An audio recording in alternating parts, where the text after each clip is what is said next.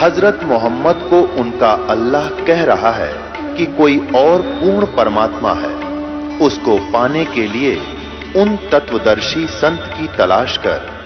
वो प्रभु कौन है, ये जानने के लिए कृपया अवश्य सुनिए जगत गुरु तत्वदर्शी संत रामपाल जी महाराज के अमृत वचन। पुण्यात्मा उस दास के अतिरिक्त ये सत्कर मान लेना तुम, और कोई अधिकारी नहीं। यदि किसी से ज्ञान हो जाती अधिकारी नहीं देने के, इसलिए परमात्मा ने इन काल के दूतों से इसे बचाए रखने के लिए, अगर गुरु ग्रंथ साहिब में ये लिख दिया जाता तो महापुरुषों ने जिन्होंने गुरु ग्रंथ साहिब को बनाया, सब वाणियों का, पवित्र अमृतमणि वाणियों का संग्रह किया, उस समय इन्होंने इस बात को मद्देनजर रखा कि कहीं ये ओम सोहम का मंत्र सतनाम 2 अक्षर का और गुरु ग्रंथ साहिब में लिखा गया, आने वाले भक्त इसको पढ़ेंगे और पढ़ेंगे तो गुरु जी की आज्ञा की अवहेलना होने से ये हानि को प्राप्त हो जाएंगे। जैसे मर्दाना के साथ कैसी भयंकर दुर्घटना होगी थी, वो मौत को प्राप्त हो गया था।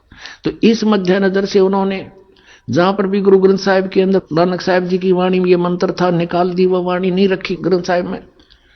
इसके लिए नानक साहिब जी ने एक अच्छा प्रयत्न किया कि एक प्राण संगली बनाई और उसको एक राजा के पास सुरक्षित रख दी कि आप इसको सुरक्षित रखना और मेरा कोई सिक्का है उसको देना, नहीं तो किसी आम व्यक्ति के हाथ ना लगने देना, ये मेरी आत्मा है। आने वाले जीवों के लिए उद्धार होगा, संसार से पार करने का इसमें एक बहुत अच्छा मार्ग मैंने लिखा है, आम व्यक्ति के ये हाथ नहीं लगना चाहिए। आप पुण्यात्मा फिर दिखाते हैं आपको थोड़ा सा रिहर्सल कि ये प्राण संगली जो है नानक साहिब जी ने लिखी और एक राजा के पास सुरक्षित रख दी।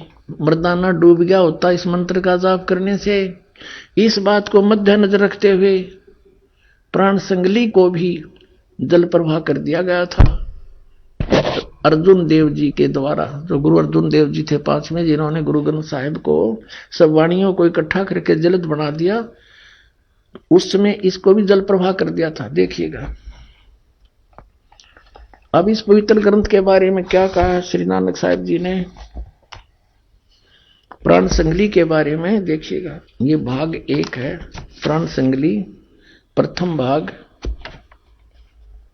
श्री गुरु नानक साहिब विरचित प्राणों का अपूर्व कवच, जो सूरत शब्द योग साधना में अमोघ तारों से रचा हुआ, काल कर्म का कृत, विद्वानों के गुरुमुखों का सुरक्षित का हितकारी, जिसको गुरुमुखी अक्षरों में, गुरुमुखी अक्षरों से भाषा अक्षरों में सटीपन तैयार करके गुरु साहिब के संक्षिप्त जीवन चरित्र समेत संत संपूर्ण सिंह ने प्रेम प्रसाद रूप से अर्पण किया,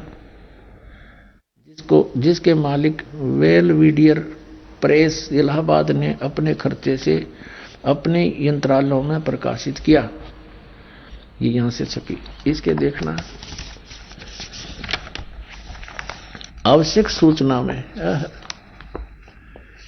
गुरु नानक साहिब ने यह अपूर्व ग्रंथ प्राण संगली किस अवसर पर सिंगल द्वीप में वहां के परम भक्त राजा शिवनाभ जी को उपदेश करके बख्श दिया, और फिर उनकी 5वीं गद्दी के अधिकारी यानी गुरु अर्जुन देव जी ने, नानक साहिब जी की 5वीं गद्दी के अधिकारी गुरु अर्जुन देव जी ने उसे कैसे सिंगला द्वीप से मंगवाया तथा किस कारण से उसे गुरु ग्रंथ साहिब के संग्रह से अलग रखा, इसका वर्णन गुरु नानक साहिब के जीवन चरित्र में दूसरी यात्रा के आखिर के हिस्से में और टिप्पणकार के निवेदन में लिखा है। गुरु नानक साहिब ने इस अनमोल ग्रंथ का नाम प्राण संगली क्यों रखा, ये तो पक्के तौर पर वही कह सकता है जिसकी गति उनकी सी हो। कहते इसका नाम प्राण संगली क्यों रखा, इसके बारे में तो बताओगा जो नानक जी जैसा इन सदग्रंथों के गुण रहस्य से परिचित हो, उन किसी उसकी गति हो, तो भी कुछ लखावा उसका उनके उस वचन से होता जो निज मुख से नानक साहिब ने बोले हैं, जो उन्होंने राजा शिवनाभ से कहा था, ये ग्रंथ मेरी देह है। नानक साहब जी कहते हैं ये मेरा शरीर है, ये मेरा स्थूल रूप समझना, पुराणों मेरियों का संग्रह कहो कवच है, जगत समुद्र का ये पुल है, यानी संसार से पार होने का इसमें सही मार्ग लिखा मैंने। और ई प्राण संगली मैं तैनू बख्शी है, ई अजर वस्तु है, सो तय ही जरी है, यानी तू इसका अधिकारी है, तेरा विश्वास हुआ इसका मेरे इस ज्ञान का, इसलिए मैं तुझे बख्श दी है। ई प्राण संगली अमृत प्रवाह है, तेरे ही मुख विखे प्रवेश हुई है, और तीन लोकां विच इस वस्तु ਨੂੰ संभालता कोई नहीं, ताते प्राणों विखे प्राण संगली रखनी। इस वचन से स्पष्ट होता है कि यह ग्रंथ प्राणों का संग्रह रूप है। अब इन्हें पता नहीं प्राण माने श्वासों का श्वास, और ये मंत्र जो ओम सोहम यानी सतनाम 2 अक्षर का, ये श्वासों से सिमरण होता है। इसकी विधि है, जिसको प्राप्त दास से उसको खूब पता है। और नानक साहब ने खूब लिखा था इसमें, जिसमें प्राण पिंड का ये तो लेखक की बात है, प्राणों में मन के निरोध का पूरा भेद लिखा है। संभव है इसको गुरु ग्रंथ साहिब की जिल्द में शामिल ना करने की वजह यही हो कि गुरु अर्जन देव जी ने समय अनुसार इसे हरेक छोटे बड़े की दृष्टि में लाना उचित न समझा। अपने आत्माओं, गुरु अर्जन देव जी ने किस दृष्टिकोण से इसको छोटे बड़े की नजर से बचाया कि उसमें यो मंत्र लिखा था 2 अक्षर का, जो नानक साहिब जी जाप करके मोक्ष को प्राप्त हुए, और वहां झटका देना जरूरी था, नहीं तो यो काल के दूता का हाथ लग जाता। पूरा सिख समाज इसका जाप करता। ये जो दूसरे नकली पंथ है ये भी नु कहते हम भी, क्योंकि बिना पूर्ण गुरु से ये प्राप्त हुए बिना काम नहीं कर सकता। न तो इसमें पढ़ के कोई भी जाप देने लग जाए उसे कोई लाभ नहीं हो सकता, वो तो नकली पासपोर्ट बनाएगा। तो इन नकली पंथों जो काल ने कहकर चलाए थे कि मैं नकली पंथ चलाऊंगा, 12 पंथ करूं मैं साजा, नाम तुम्हारा ले करूं आवाजा, 12 पंथ नाम जो ले ही वो मेरे मुख में आन समाई। तो इसलिए इस दृष्टिकोण से 5वें गुरु अर्जुन देव जी ने इस ग्रंथ को गुरु ग्रंथ साहिब मैंने शामिल किया, बल्कि इसको दरिया में प्रवाह कर देना उचित समझा। कहीं कोई पढ़ ले, कोई देख ले, गुरु जी की आज्ञा का अवहेलना ना हो जाए। देखना, इसी के निवेदन में आपको दिखाता हूं। ये वही प्राण संगली है, हम पढ़ रहे थे। अब ये तो आपने पढ़ा था आवश्यक सूचना, अब ये है निवेदन तुरंत ही। श्री गुरु नानक साहिब के 5वें स्थान पर श्री गुरु अर्जन देव जी हुए हैं, जिन्होंने गुरुवाणी की बीड़ बांधते समय, यानी सभी वाणियों को इकट्ठा करके गुरु ग्रंथ साहब का जब रूप दिया, उस समय पैड़ा नामक एक शिष्य को सिंगला दीप भेजकर राजा शिवनाभ के पौत्र, शिवनाभ तो रहा नहीं था, उसका पौत्र था, पोता के पास यह ग्रंथ मंगवाया था, ये प्राण सिंगली मंगवाया था, जिसे किसी कारण विशेष से गुरु ग्रंथ साहिब की बीड़ में रखना उचित न समझकर सर्वथा जल प्रवाहित कर दिया था। ओहो, सारा का सारा जल में प्रवाहित कर दिया था, डाल दिया था।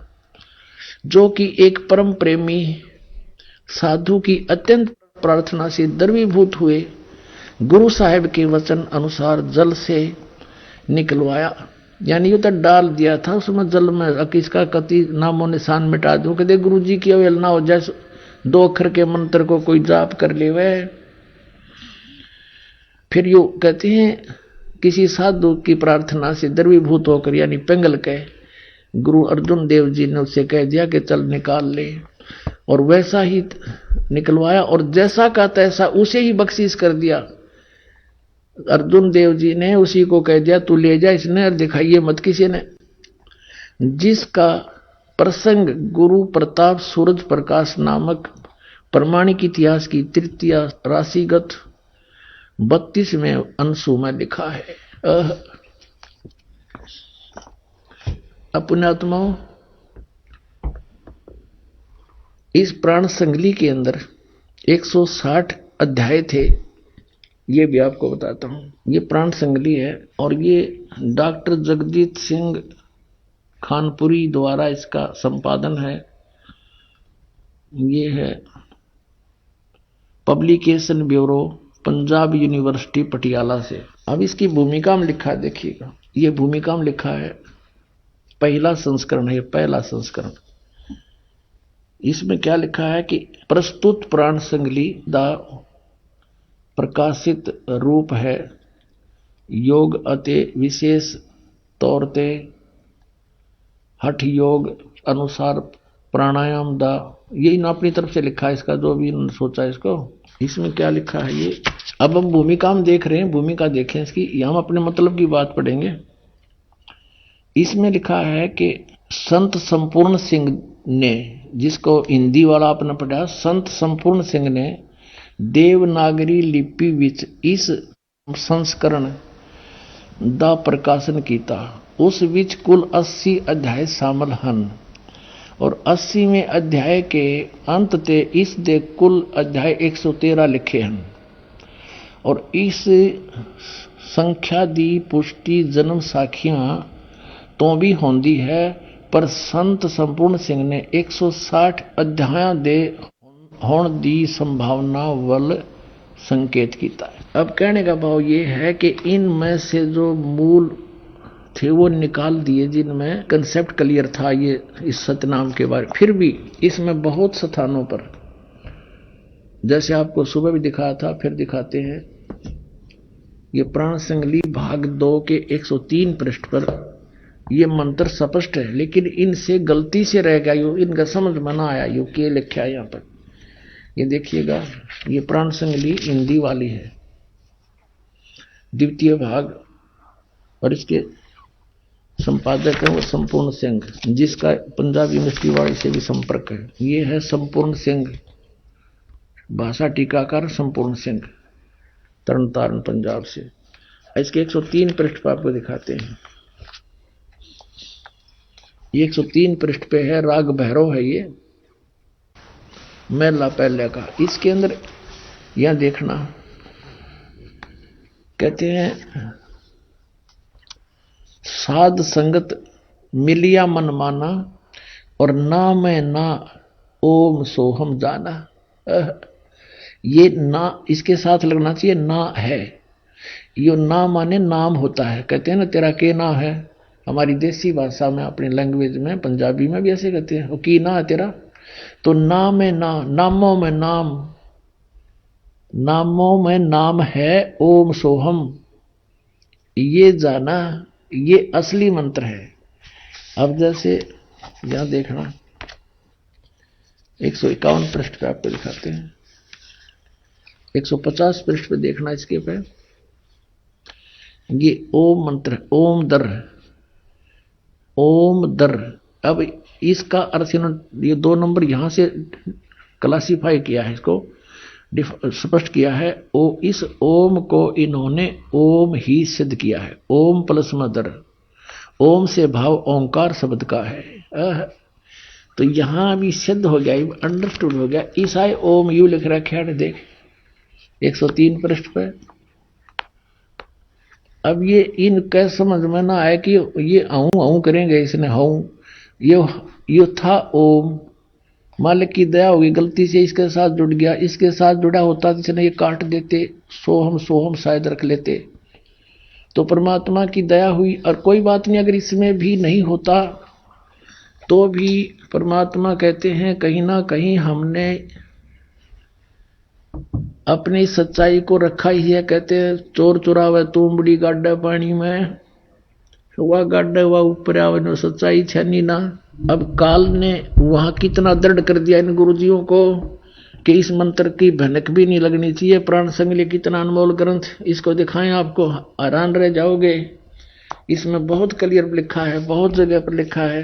अपना आत्मा परमात्मा की सी कृपा होगी, ये सिख बच्चे ही इतने सियाने हो गए, ये अपने आप इन सदग्रंथों को जानने लगे, देखने लगे, लाल और लालड़ी की पहचान करने लगे। देखिएगा, ये प्राण संगली है पंजाबी वाली, वैसी हिंदी वाली में भी एज इट इज है। ये है प्राण संगली पटियाला यूनिवर्सिटी वाली है। इसके 614 पृष्ठ पर दिखाते हैं आपको, प्राण संगली प्रश्नो उत्तर माला मैला पहला। यहां क्या लिखा है ये देखिएगा कि अजप्पा जाप सोहम हंसा जान, और सुन महल जाका स्थान। पूर्ण पुरख निरंजन करतार, अगम पुरख का ना ही सुमार। अच्छा आगे लिखा है, नाम अमोलक सतगुर ते पाया। ओए होए, नानक साहब जी कहते हैं ये अनमोल नाम जो है मैंने ये 2 अक्षर का सतगुर से मिला, और अनहत सुन मही जाय समाया। फिर कहते हैं सोहम हंसा जप पर जप माला, और जपत जपत दीन दयाला। फिर यहां क्या लिखा है, इसमें लिखा है आवन जान रह सुख पाई, नानक घट घट नदरी आई। निरंकार दी अचरज लीला, गुरुमति देई ता होए सुहेला। गुरु से प्राप्त होगी कोई बुद्धि देगा भगवान तो ये आसानी से समझ में आएगा। कहते हैं इस मंत्र का करे जो जाप, ता को लगे न कोई पाप। इस मंत्र का करे जो जाप, ता को लगे न कोई पाप। आत्म राम तिस नदरी आवे, और रमत राम में जो विचलावे। फिर कहता है ये है उसके देख बहे तुम शुद्ध, सोहम हंसा जाको जाप। एह जप जप वड्डे प्रताप। सोहम हंसा जपो विमाला, ता रचिया जहां केवल बाला। बहुत स्थान पर इन्होंने इस मंत्र के जाप करने के लिए प्रेरणा दी है। अपनात्मा इसमें एक और भी गलती हो सकती है कि लिखा होगा ओहम सोहम जप माला, फिर भी हम इसको और प्रमाणित करते हैं। एक और सिख बच्चे ने ला के दिया है, ये यहाँ पर भी एक और प्रांत संगली है, इसमें जो का त्यों लिखा है ये वही, ये है भाई चतर सिंह वाली, चतर सिंह जीवन सिंह वाली है, अमृतसर से छपी है। ये बाजार माई सेवा अमृतसर तो छपी है।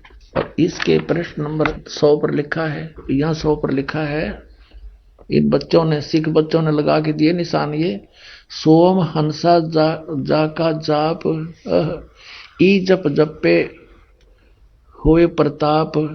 वो एकदों का न्यू है यो। फिर आगे लिखा है सोहम हंसा जप बिन माला, यानी श्वासों से सिमरन, इसका माला की जरूरत को नहीं। और उरचिया जय है केवल बाला। और भी बहुत स्थानों पे इन्होंने बताया है। अब यहां लिखा है 125 पे कि नानक सच्चे नाम बिना है, सच्चे नाम सतनाम, नानक सच्चे नाम बिना, सच्चे नाम बिन ना उर्वार न पार, यानी सच्चे नाम बिना कुछ भी ना उरली साइड में कोई लाभ ना परली साइड में। सच्चा नाम माने ये सतनाम 2 अक्षर का। अपनात्मा यही मंत्र आदरणीय गरीबदास साहिब जी को दिया था। आदरणीय गरीबदास साहिब जी ने कहा कि ओहम सोहम मंत्र जपिए, योग युगतिया धूर्णी तपिए। राम नाम जप कर थिर होई, ओहम सोहम मंत्र दोई, नथिंग एल्स। तो ये सतनाम है 2 अक्षर का। कहते नामा छिपा ओम तारी, पीछे सोहम भेद बिचारी। सार शब्द पाया जद लोई, आवागमन बौर ना हुई। तो इन महापुरुषों ने स्पष्ट कर दिया है कि ये मंत्र जाप करने से तुम्हें लाभ होगा, अन्यथा इसका कोई यूज नहीं। इसके अतिरिक्त कोई भी नाम आप जाप करते हो वो यूजलेस है, उनका कोई फायदा नहीं, जप करो या ना करो। तो सच्चे नाम बिना सतनाम, इसको सतनाम भी कहते हैं। तो पुण्यात्माओं आपका सौभाग्य है कि आप जी को ये खजाना मिल गया जिसको अभी तक छुपा के रखा था कबीर परमेश्वर ने। अपनी प्यारी आत्मा धर्मदास जी से कहा था, धर्मदास मेरी लाख दुहाई, और ये मूल ज्ञान की तबार न जाई। मूल ज्ञान बाहर जो पढ़ी, बिचली पीढ़ी हंस नितर ही। फिर कहा कि धर्मदास तो मेरी लाख दुहाई, ये सार शब्द की तो बाहर ना जाई, सार शब्द बाहर जो पढ़ी, बिचली पीढ़ी हंस नितर ही। और फिर कहा कि मूल ज्ञान को तू तब तक छुपा के रखना, तब तक छुपाई जब लग द्वादश पंथ ना मिट जाई। अब ये सारे पंथ फेल हो गए, क्योंकि इनके द्वारा दी गई साधना सबको पता है और सभी उससे परिचित हैं कि हम कौन सा नाम जाप कर रहे हैं और जाप करना कौन सा चाहिए। और जिन महापुरुषों की दुहाई दिया करते थे कि नानक साहब जी ने भी ये 5 नाम जाप करे, वो भी इसी से मुक्त हुए, उसने भी ऐसे जाप किए, वो उसी से मुक्त हुए। नानक साहब जी ने कति क्लियर कर रखा कि इन 5 नामों से और इस वाह वाह के शब्द से जन्म मर नहीं मिट सकता। इसके अंदर वाह वाह के शब्द के अंदर लिखा है कि इस वाह वाह करने से कर्म किया ही मिलेगा, आपका जन्म मृत मोक्ष नहीं हो सकता। ये भी इसमें स्पष्ट किया है कि ये मंत्र है जाप करने का, इसके अतिरिक्त कोई मंत्र नहीं। तो अब इन महापुरुषों ने एक तरफ तो कहा कि तू मर्दाना ये नाम जाप मत कर, और फिर कहा कि मेरी आत्मा है, मेरा शरीर है, संसार से पार करने का ये पुल है, इसे न छुपा के रखना। और इसमें स्पष्ट कर रखा कि ये मंत्र जाप करने से मोक्ष होगा और किसी से नहीं।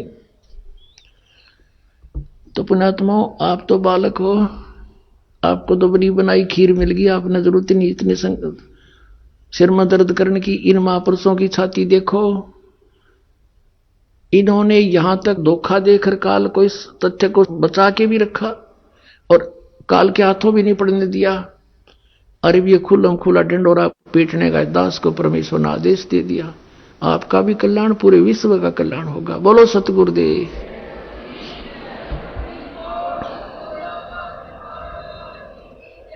सत साही परम पिता परमात्मा पूर्ण ब्रह्म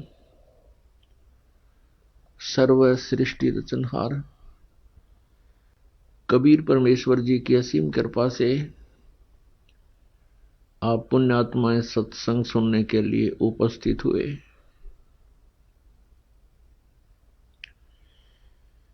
भक्ति मुक्ति के दाता सतगुरु, ये भटकत प्राणी फिरंदा, उस साहिब ते हुक्म बिना नहीं तरवर पात हिलंदा। अगम निगम को खोज ले बुद्धि विवेक विचार, उदय अस्त का राज मिले तो बिन नाम बेगार। भक्ति बिना क्या होता है ये भरम रहा संसार, एक रति कंचन पाया नहीं रावण चलती बार। सर्व सोने की लंका होती रावण से रणधीरम, एक पलक में राज बिराजिए जम के पड़े जंजीरम। पुण्यात्माओं, जो प्राणी सत्संग प्राप्त करते हैं, सत्संग में पहुंच जाते हैं, धन्य है उनके पुण्य कर्म, धन्य है उनके माँ बाप जिनसे जन्म हुआ। मात पिता मिल जाएंगे, मात पिता मिल जाएंगे, 184 माँ। सतगुरु सेवा और बंदगी भाई फेर मिलन की ना। परमेश्वर कबीर साहब जी आकर के हमें याद दिलाते हैं कि मनुष्य जीवन बहुत ही दुर्लभ है। अन्य प्राणियों की योनियां तुमने बहुत बार भोग चुके हो, ना जाने कितनी बार पशु बने, पक्षी बने, जलचर बने, वनचर बने। परमात्मा याद दिलाते हैं कि माता पिता तो आपको प्रत्येक जूनी में प्राप्त हो जाएंगे। पशु बनोगे वहां माता पिता, पक्षी बनोगे वहां माता पिता, लेकिन सतगुरु सेवा और बंदगी ये फेर मिलन की ना। पुण्यात्माओं, मनुष्य शरीर के अंदर ही ये वस्तु उपलब्ध हो सकती है। मनुष्य शरीर के अंदर ही परमात्मा प्राप्ति हो सकती है और मनुष्य शरीर प्राप्त प्राणी को ही सत्संग उपलब्ध हो सकता है। पुण्यात्माओं, सत्संग मिलना बहुत कठिन है। सत्संग उसे कहते हैं जिसमें सच्चा ज्ञान हो। बाकी सत्संग नहीं है। जिनके ज्ञान ऐसे बच्चों जैसे हैं, तो क्या वो संत सत्संग करते हैं? जो अभी तक परमात्मा को निराकार बताया करते थे, क्या वो सत्संग करते हैं? वो झूठ बोला करते थे। अभी तक जो ब्रह्मा विष्णु महेश के माता पिता कहते थे, इनके कोई माता पिता नहीं है, इनकी जन्म मृत्यु नहीं होती, तो क्या वो सत्संग किया करते? जो संत ये बताते हैं सतलोक में प्रकाश ही प्रकाश है, भगवान है ही नहीं, आत्मा उसमें जाकर के ऐसे लीन हो जाती है जैसे बूंद समुद्र में, तो क्या वो सत्संग क्या करते? वो हमारा जीवन नष्ट करते थे और अपना भी जीवन बर्बाद किया करते थे, तो वो सत्संग नहीं थे। और भोले श्रद्धालु उनके द्वारा दिए गए वचनों को सत्संग जानकर निश्चिंत हुए बैठे थे। अब सत्संग आपको अब प्राप्त हुआ है, या उन महापुरुषों ने सत्संग किया था जिनको परमात्मा मिले थे? परमात्मा की प्राप्ति के उपरांत जिन्होंने जो वचन बोले वो सत्संग था। उनमें कौन कौन से महापुरुष थे जिनको परमेश्वर प्राप्ति हुई? जो दास के नॉलेज में है, उनमें से चंद महापुरुषों के नाम इस प्रकार हैं। आदरणीय धर्मदास साहिब जी, आदरणीय मलुकदास साहिब जी, आदरणीय नानक साहिब जी, आदरणीय दादू साहिब जी, आदरणीय गरीबदास साहिब जी, गांव छुडानी, जिला झज्जर, हरियाणा वाले, आदरणीय गीसादास साहिब जी, गांव खेखड़ा, जिला मेरठ, उत्तर प्रदेश वाले। इन महापुरुषों ने जो परमात्मा प्राप्ति के बाद जो वचन बोले वो सत्संग था, और इनके अतिरिक्त जो वचन इन महापुरुषों की वाणी से मेल नहीं खाते वो सत्संग नहीं है। अब इन महापुरुषों ने क्या बताया है? अनंत कोट ब्रह्मांड का एक रति नहीं भारे, सतगुरु पुरुष कबीर हैं ये कुल के सिरजनहारे। ना सतगुरु जननी जने उनके माने बापे, पिंड ब्रह्मंड से रहित हैं नावा तीनों तापे। परमात्मा स्वयं भी आकर के क्या बताते हैं कि चारों युग में संत पुकारे, कूक कहा हम हेल रे, हीरे माणिक मोती बरसे ये जग चुगता ढेल रे। पुण्यात्माओं, परमात्मा के गुणों में, परमात्मा की लीला में जो सदग्रंथों में वर्णित है, स्पष्ट किया हुआ है कि वो परमात्मा ऊपर सतलोक में रहता, सचखंड में। संत भाषा में उसको सचखंड कहते हैं और वेद भाषा में उसको रतधाम बोलते हैं। रतधाम मीन सतधाम, सतलोक कहो, सतधाम कहो। संत भाषा में परमात्मा की उपाधि सतपुरुष, अकाल मूर्त, शब्द स्वरूपी राम आदि से कहा जाता है।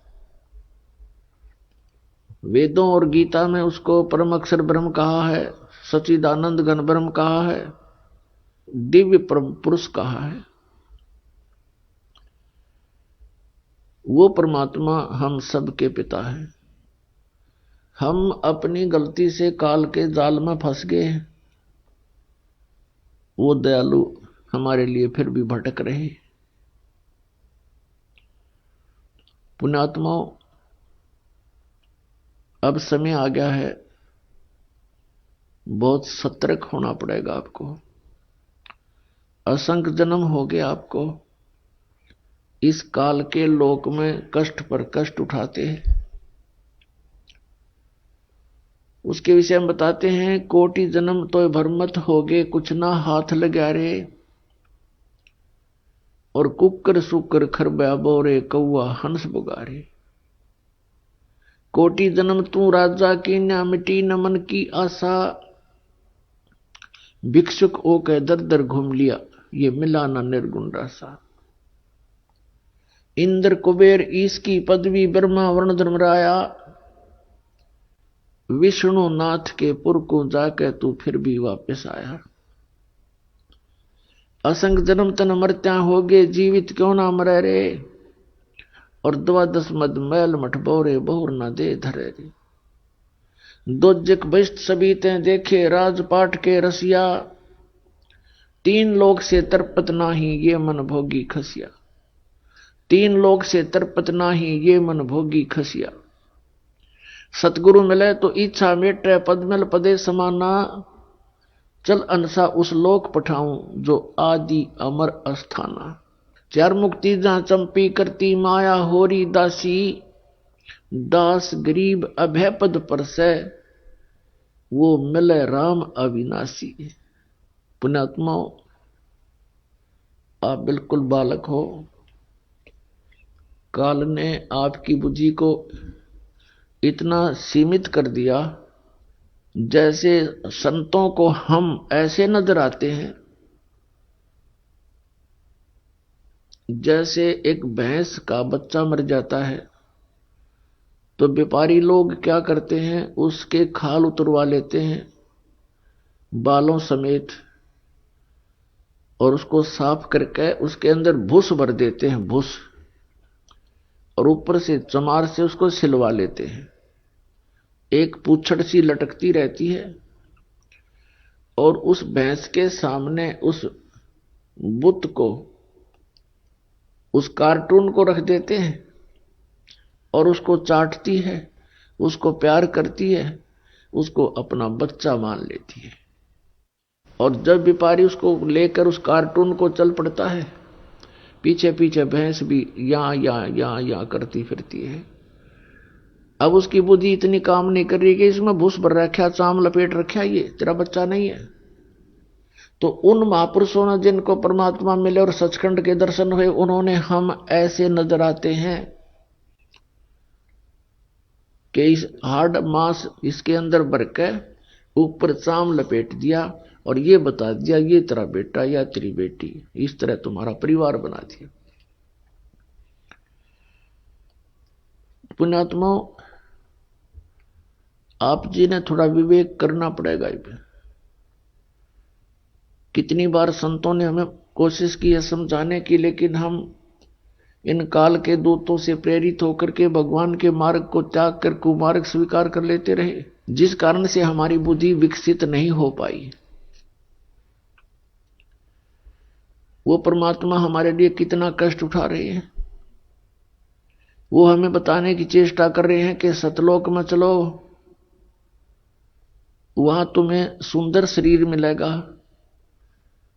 उसके अंदर ये नाड़ी तंत्र नहीं होगा, 5 तत्व से बना हुआ नहीं होगा, उसमें ना कोई रोग कोड होगा, उसमें बीपी हाई लो नहीं होगा, उसमें कभी वृद्धावस्था प्राप्त नहीं होगी। वहां सचखंड के अंदर आप की ऐसी सृष्टि होगी, ऐसा ही परिवार होगा जैसा यहां पर है, और वहां कोई काम नहीं। अपने आत्माओं, आपकी संतान हुई, आपने मकान बनाए, उन बच्चों के लिए सारी सुविधाएं की और करते ही रहते हो। अब ये नहीं पता पिता की मृत्यु हो जाए, पता नहीं मां की मृत्यु हो जाती है, और पता नहीं बेटा मर जा, बेटी मर जा। तो हम जिस व्यवस्था में सारा जीवन बर्बाद कर चुके, उसका हमें क्या लाभ हुआ?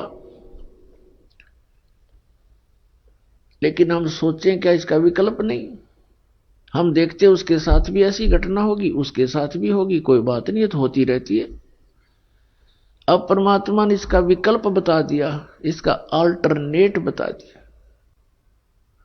कि जब तक तुम्हारे संस्कार हैं, परिवार में आप रहो, और वो भी भगवान की आत्मा है, आपके बेटा बेटी रूप में रोल करने आए हैं, माता पिता रोल के रूप में आए हैं, तो उनको एक विशेष प्यार देना, आपस में खींचातानी नहीं बढ़ावे।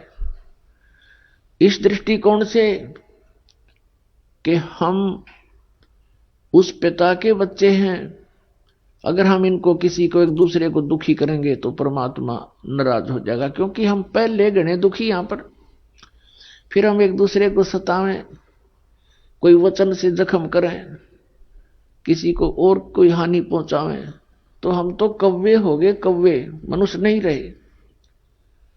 जैसे कौवा जख्म के ऊपर चोंच मार के खून निकाल लेता है, हमने हंस बनना है तो हम सतलोक चलेंगे। वो परमात्मा हमारे पीछे फिर रहा है।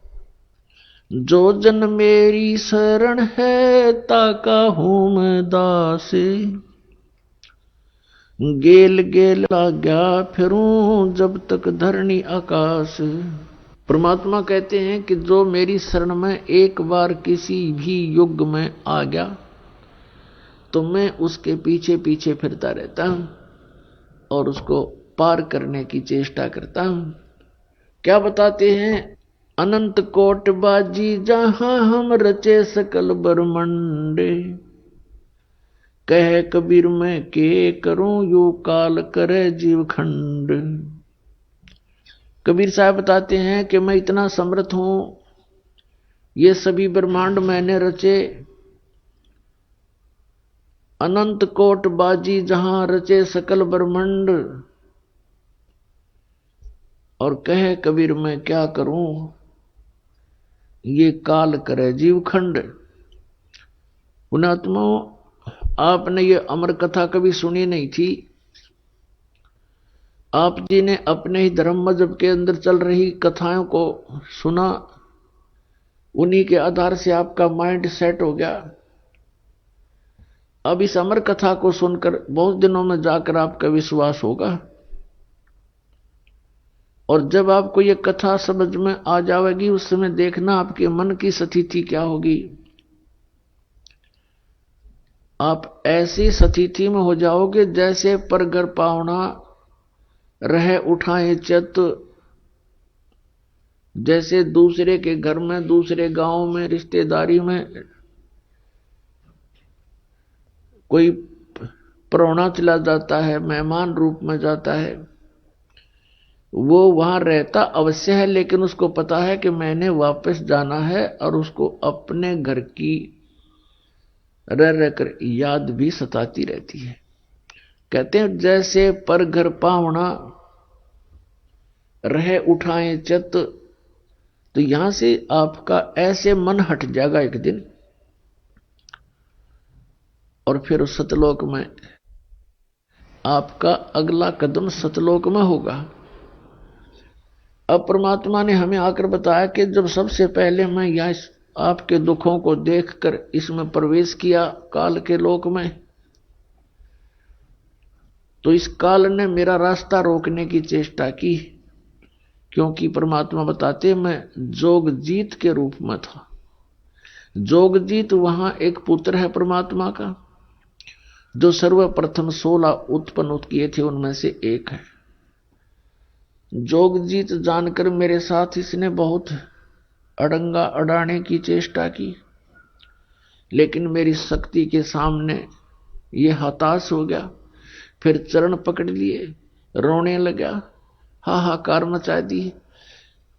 जब मैंने इसको कारण बताया कि मैं किस उद्देश्य से आया हूं, धर्मदास साहिब जी को परमात्मा बता रहे हैं कि धर्मदास, प्रथम सतयुग के अंदर जब मैं यहां आया तो इसने मेरे साथ बहुत कलह मचाई। जब मैंने अपनी शक्ति का प्रयोग किया तो इसकी नहीं पार बसाई। चरण पकड़ लिए, पैर पकड़ कर कहता जोगजीत आप किस लिए आए हो? तो मैंने इसको बताया कि मैं नीचे जाऊंगा और सभी प्राणियों को बताऊंगा कि यू परमात्मा नहीं है, यू भगवान नहीं है जिसको तुम भगवान मान रहे हो। और एक ऐसा मंत्र दे के आऊंगा, सतनाम, सच्चा नाम, उसका जाप करने वाले प्राणी को तू रोक नहीं पाएगा। और सभी को बताऊंगा कि तुम यहां के रहने वाले नहीं हो, तूने इन सब को नशा करवा दिया, तीनों गुणों से एक एक इंजेक्शन लगवा दिया इनको। तो ये चिंतित हो गया। इसने कहा कि हे भगवान, मुझे श्राप लगा हुआ है 1 लाख जीव आहार करने का, यदि आप इन सब को ले जाओगे तो मेरा क्या होगा। परमात्मा ने कहा कि अब मैं इनको नहीं छोड़ूंगा, तेरा हो या ना हो। फिर इसने प्रार्थना की, प्रभु कोई बात नहीं, मेरी कुछ और समस्याएं हैं, उनका समाधान कर दीजिए और वचनबद्ध होकर के मुझे आशीर्वाद दीजिए। परमात्मा ने कहा, धर्मदास, मैंने वचनबद्ध होकर के इससे कहा कि बोल क्या मांगता है। इसने कहा कि परमात्मा 3 युगों में जीव थोड़े ले जाना, चौथा युग जब कलयुग आवे तब तव शरण जीव बहु जावे। ऐसा वचन हर मोय दीजे, तब तुम गवन संसार ही कीजिए। तो मैंने इसको कह दिया, ठीक है तथास्तु, कि ऐसा ही होगा। फिर इसने एक प्रार्थना और की थी कि परमात्मा जबरदस्ती ना करना हे बड़े भाई, क्योंकि जोगजीत रूप में खड़े थे परमात्मा, और ये भी उन्हीं का भाई है। परमात्मा से कबीर से उत्पत्ति हुई इस काल की ज्योत निरंजन की। और इसने कहा कि हे प्रभु, हे बड़े भाई, जबरदस्ती ना करना, जो आपके ज्ञान को स्वीकार करे वो आपका, और हमारे ज्ञान को स्वीकार करे वो हमारा।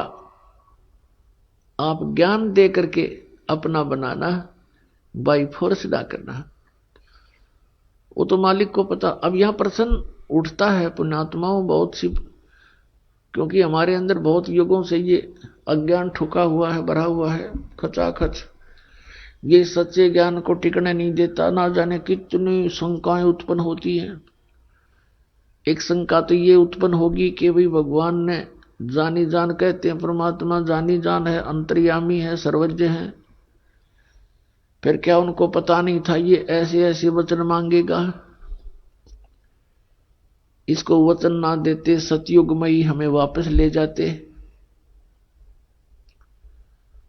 तो ये तो पुण्यात्मा मन की बकवाद है, इस तरह के विचार जो जिसके अंदर आते हैं। हम सतलोक में रहा ही करते। यदि हम ऐसे टिकने वाले होते तो पहले ही ना वहीं रहा करते थे। आवश्यकता ही नहीं थी हमें यहाँ आने की, फिर भगवान को यहाँ दुख उठाने की हमारे लिए।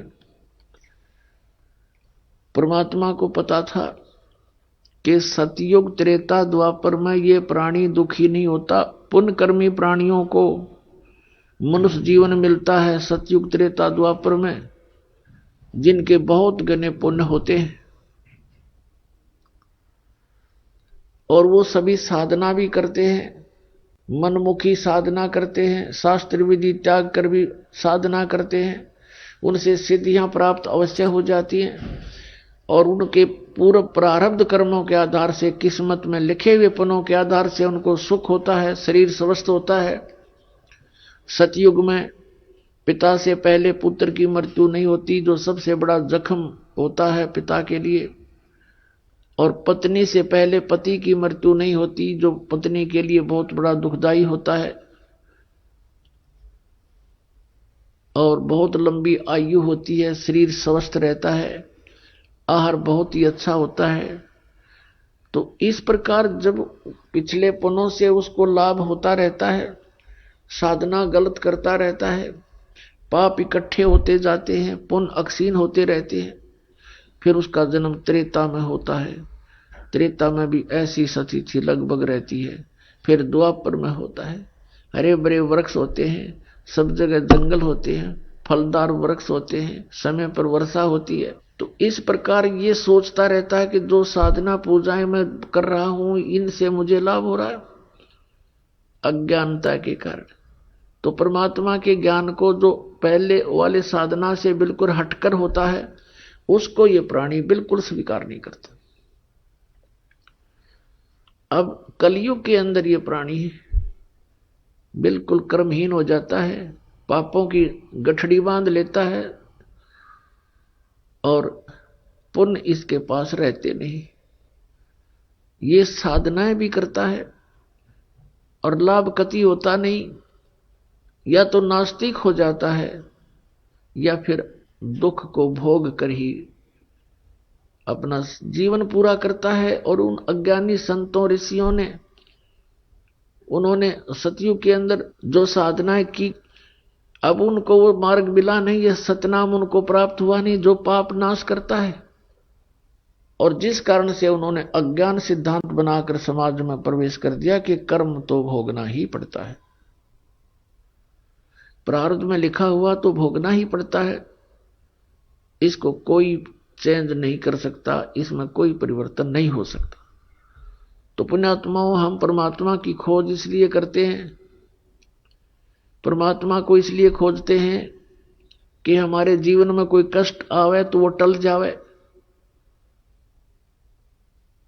और हमारा कल्याण। कल्याण की तो बहुत बाद में समझ में आती है, पहले तो यही रहता है कि मेरे बच्चे सुखी रहें, मैं स्वस्थ रहूं, कोई ऐसी दुर्घटना मेरे जीवन में ना घटे जो मुझे पीड़ादायक हो।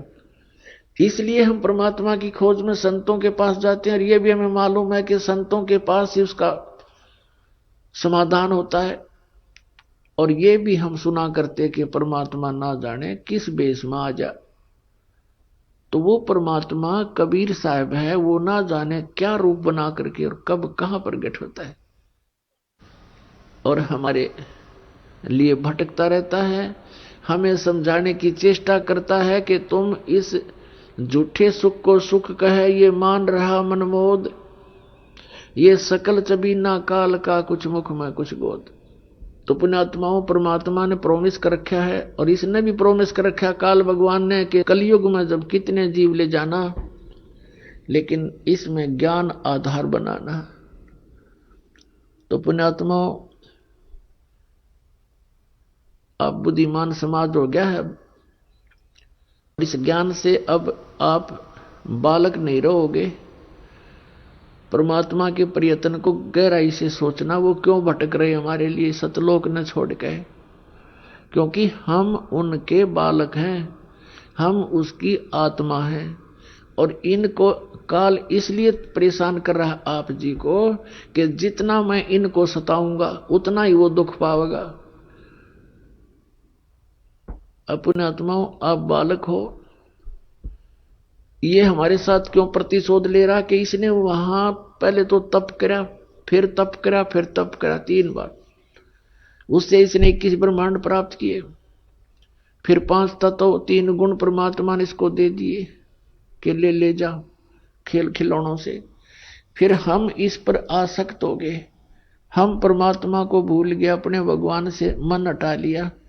जो हमें सब सुविधा सब सुख देवा था उससे मन हटा करके एक हीरो की तरह हम इसको चाहने लग गए, जिस कारण से हम भगवान के दिल से उतर गए।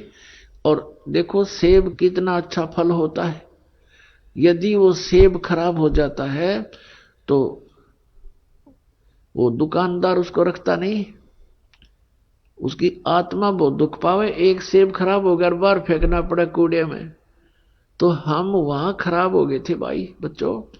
तो परमात्मा का आत्मा बड़ी दुख पाई कि ये औरों ने भी खराब करेंगे यहाँ पर, इसलिए हमें हमारी ही इच्छा से इनके साथ भेज दिया कि तुम जाओ फिर यहां से ले लो टिंडेस के साथ जाके। अब इसने फिर अलग ब्रह्मांड के अंदर परमात्मा ने व्यवस्था की, जिस आत्मा ने सबसे पहले स्वीकृति दी थी इस काल के साथ आने की, उसको एक लड़की रूप बनाया जिसको अब दुर्गा कहते हैं। उसके अंदर हम सभी को बीज रूप में भर दिया और उसको समझ शक्ति दे दी कि बेटी तू जितने जीव कहे यू काल उत्पन्न कर देना, वचन से बोल देना, उतने प्रकट हो जाएंगे। पुण्यात्माओं, हम अज्ञान को सुन सुनकर स्थान स्थान पर हमारा माइंड, हमारा मन अड़ जाता है कि ये कैसे हो सकता है। जैसे एक समय ऋषि वाल्मीकि जी ने एक कुशा से डाब से पुत्र बना दिया था सीता के लिए, और पालने में लुटा दिया बना करके। सीता जब कपड़े धोकर आई तो पुत्र को देखकर पूछा, पिताजी ये पुत्र किसका है? बेटी क्या बात, आपका नहीं है? कि मैं तो पुत्र को साथ लेकर गई थी कपड़े धोने के लिए। ऋषि जी ने सोचा था कि लड़की के बच्चे को कोई उठा ले गया है, जंगली जानवर वारो रो मर जाएगी, इसलिए उसने एक लड़का उत्पन्न कर दिया है जिसका नाम कुश रखा, और लव सीता से उत्पन्न हुआ था श्री राम के सहयोग से।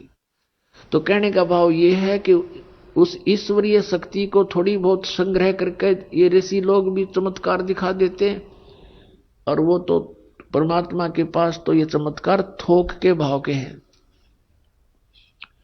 तो ये अलग ब्रह्मांड में जब रखा तो दुर्गा के साथ इसने दुर्व्यवहार करना चाहा। दुर्गा ने इसे बहुत प्रार्थना की कि मेरे से ये जुल्म ना कर, तू मेरे पास वचन शक्ति है, मैं जितने जीव तू कहेगा मैं उत्पन्न कर दूंगी। पिता ने वचन दे रखा, इसने नहीं माना, बकवाद करी, उसके साथ जोर जबरदस्ती करनी चाहिए तो लड़की ने उसके पेट में शरण ले ली सूक्ष्म रूप बना के। तब परमात्मा ने जोग जीत रूप में आके उस ब्रह्मांड में इसको कहा था कि आज से तुझे एक श्राप लग गया, 1 लाख मानव शरीरधारी प्राणी जीव खावेगा, 1.25 लाख उत्पन्न करेगा।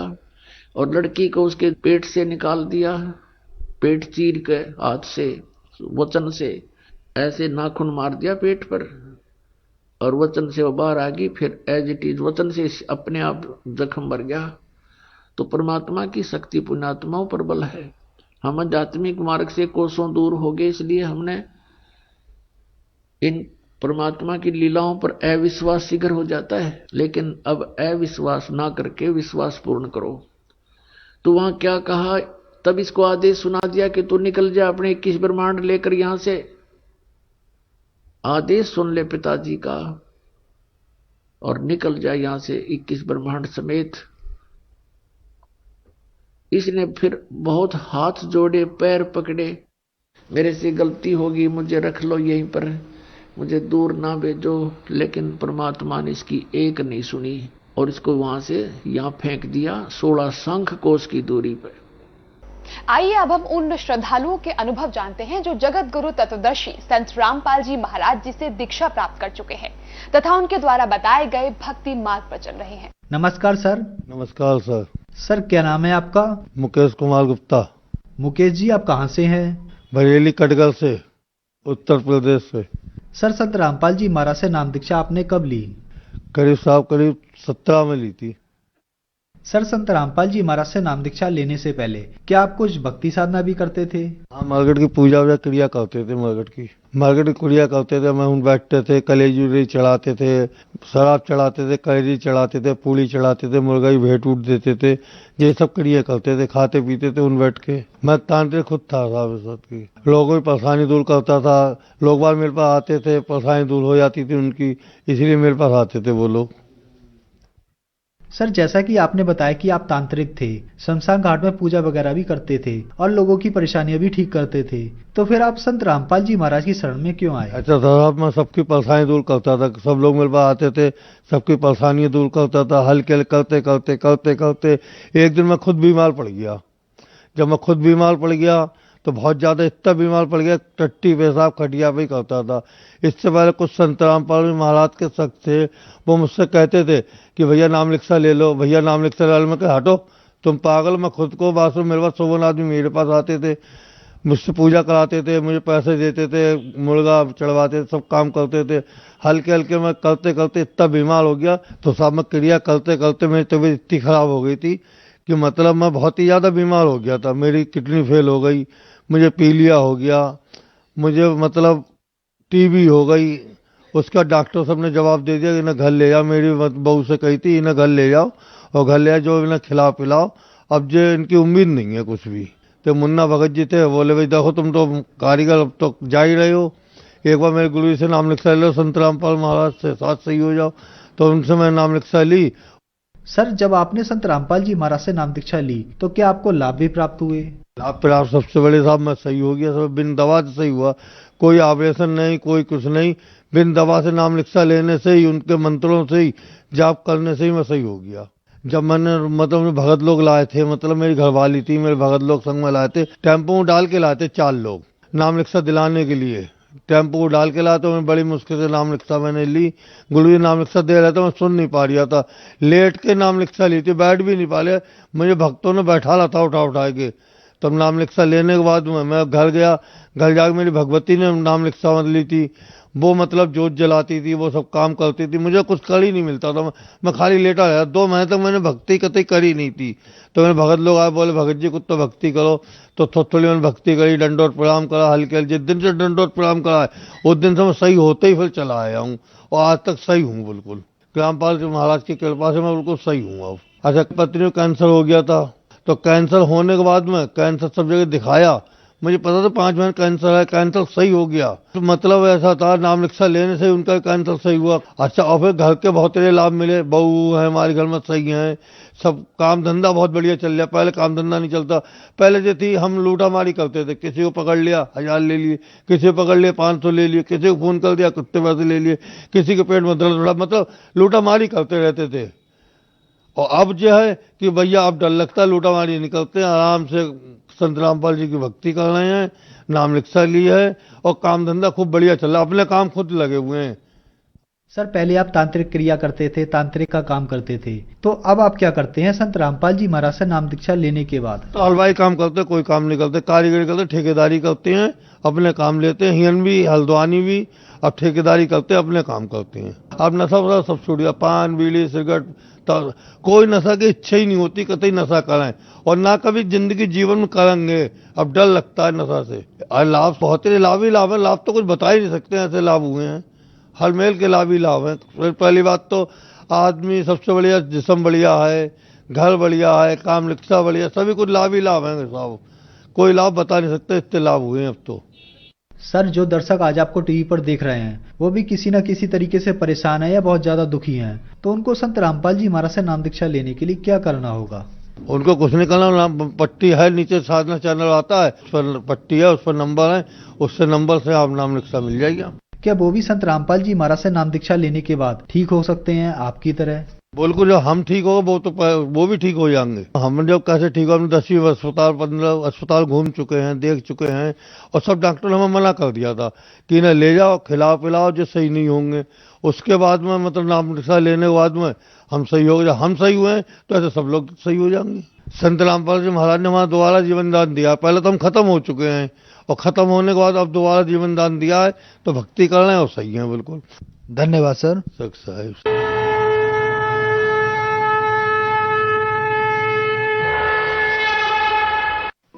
आप सुन रहे थे जगत गुरु तत्वदर्शी संत रामपाल जी महाराज के मंगल प्रवचन। अधिक जानकारी के लिए संपर्क करें 8